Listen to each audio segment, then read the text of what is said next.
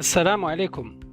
Bienvenue dans cette série de vidéos mathématiques format exercice traitant des situations classiques et des techniques incontournables pour les élèves de terminale sciences mathématiques.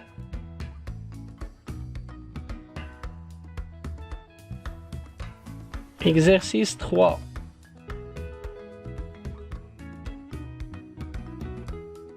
Afin de bien profiter de cette vidéo, n'oubliez pas de la mettre en pause, de faire l'exercice avant de passer à la comparaison avec les solutions proposées. Question 1A. Afin de diversifier nos approches, nous allons traiter cette question via 3 méthodes. Une première méthode consiste à suivre les indications suivantes en considérant 2 fonctions auxiliaires, d'étudier leurs variations et déduire à la fin le signe de 2 expressions qui va nous permettre d'aboutir aux 2 parties de la double inégalité demandée. Cette technique a été traitée en détail dans les 2 vidéos signalées en bas de cette page. Une deuxième méthode consiste à utiliser le théorème des accroissements finis appliqué à la fonction définie par g de t égale ln de 1 plus t sur l'intervalle 0y, y étant un élément de 0 plus l'infini fixé.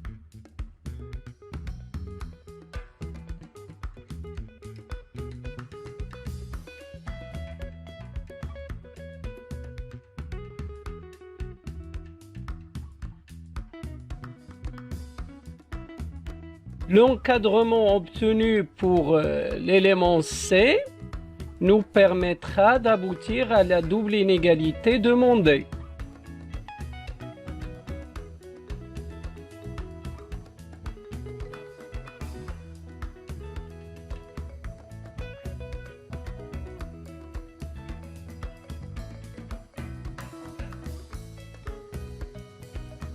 La troisième méthode consiste à partir d'une double inégalité adéquate comportant 3 fonctions continues à intégrer tout en respectant les règles de calcul intégral et ordre pour aboutir enfin à la double inégalité demandée.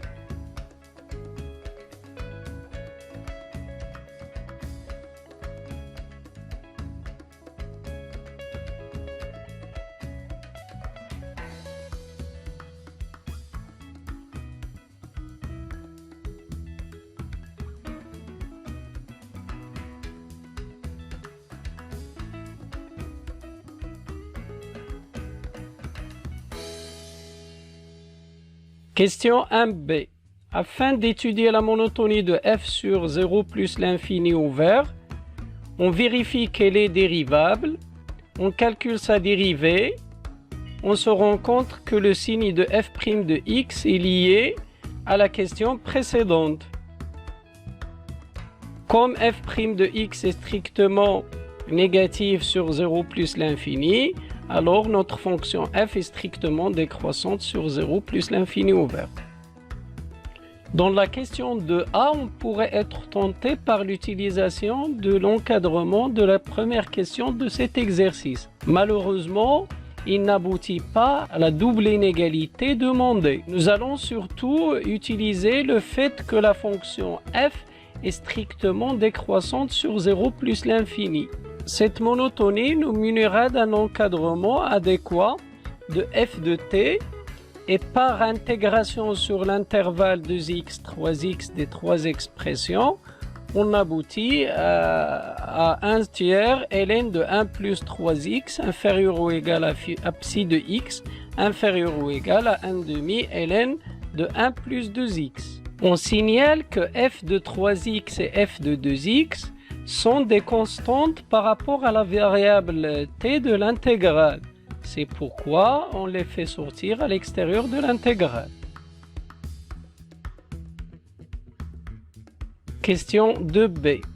La continuité de psi sur l'intervalle semi-fermé 0 plus l'infini se déroulera en 2 étapes. Première étape, continuité de psi à droite en 0. On exploitera la double inégalité de la question de A et les théorèmes d'encadrement pour déduire que limite de psi de x quand x tend vers 0 plus égale 0, qui n'est autre que l'image de 0. Deuxième étape, continuité de psi sur l'intervalle ouvert 0 plus l'infini. Psi est une fonction définie par intégrale. On procède comme suit. On vérifie que la fonction petit f à l'intérieur de l'intégrale est continue sur l'intervalle j égale 0 plus l'infini, noté ici en violet. On s'assure que les fonctions u, x en fait associé 2x et v, x en fait associé 3x sont continues sur un intervalle commun i égale 0 plus l'infini, noté ici en vert. La troisième condition consiste à vérifier que u de i est inclus dans j et v de i est inclus dans j. On déduit alors que la fonction psi est continue sur l'intervalle i, commun à u et v.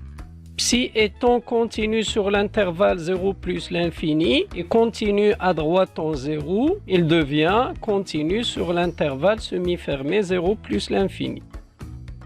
Question 2c. L'encadrement de la question de A nous permettra d'obtenir un encadrement de psi de x moins psi de 0 sur x moins 0 pour x supérieur strictement à 0. Et le théorème d'encadrement nous permettra de déduire que limite psi de x moins psi de 0 sur x moins 0 quand x tend vers 0 plus égale 1. Ainsi, la fonction psi est dérivable à droite en 0 et le nombre dérivé de psi à droite en 0, c'est psi prime droite en 0 égale 1. Question 2D. La fonction petit f à t fait associer ln de 1 plus t sur t est continue sur 0 plus l'infini ouvert. Donc il admet des primitives sur cet intervalle. On choisit l'une d'elles et on la note grand F. Ainsi, on pourra changer l'expression de psi de x en grand F de 3x moins grand F de 2x. Ceci nous permettra de déduire que la fonction psi est dérivable sur l'intervalle 0 plus l'infini ouvert et de calculer par la suite sa dérivée première, tout en utilisant le fait que grand F' égale petit f. On vérifie sans problème que la dérivée première de psi est strictement positive et on déduit que psi est strictement croissante sur l'intervalle ouvert 0 plus l'infini. Or, psi est continu à droite en 0. Donc, il est aussi strictement croissante sur l'intervalle semi-fermé 0 plus l'infini. Dans la question 3a, on commence d'abord par montrer que la limite de psi de x quand x tend vers plus l'infini égale plus l'infini en utilisant la question 2a et un théorème de comparaison. D'autre part, notre fonction psi est continue et strictement croissante sur l'intervalle semi-fermé 0 plus l'infini. Donc, il devient une bijection de cet intervalle vers l'intervalle image 0 plus l'infini fermé en 0. Or, n appartenant à n étoile est un élément de psi de 0 plus l'infini. Donc, il admet un unique antécédent dans l'intervalle 0 plus l'infini fermé en 0. Cet unique antécédent alpha n est différent de 0 car sinon, psi de alpha n égale psi de 0 donnerait n égale 0. Absurde.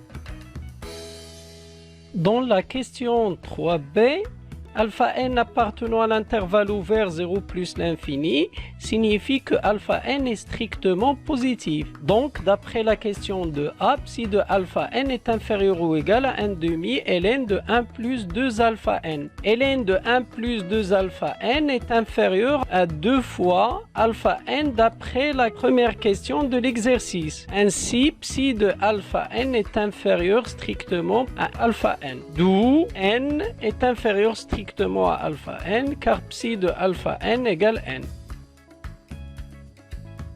Dans la question 3c, on part du fait que n est inférieur strictement à n plus 1. Or, n n'est autre que psi de alpha n et n plus 1 n'est autre que psi de alpha n plus 1. En composant par la bijection réciproque psi moins 1 qui est strictement croissante comme psi, on obtient alpha n inférieur à alpha n plus 1.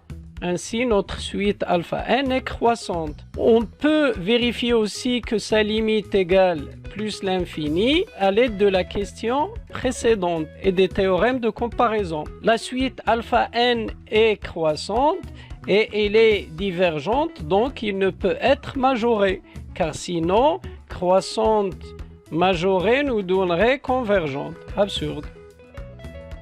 La question 4 est une application directe d'une somme de Riemann appliquée à la fonction petit f sur l'intervalle fermé AB avec petit a c'est 2 alpha 2020 et petit b c'est 3 alpha 2020. Cette fonction petit f étant continue, la limite de la question 4 n'est autre que l'intégrale de a à b de petit f de t dt. On vérifie que c'est égal à psi de alpha 2020, donc égal à 2020 car psi de alpha n égale n, ce qui clôture notre exercice. Signalons juste que la suite implicite alpha n qu'on vient de traiter provient certes d'une famille d'équations, mais d'une unique fonction psi. J'espère que cette vidéo vous a été utile. N'oubliez pas de voir mes autres vidéos. À la prochaine. Au revoir.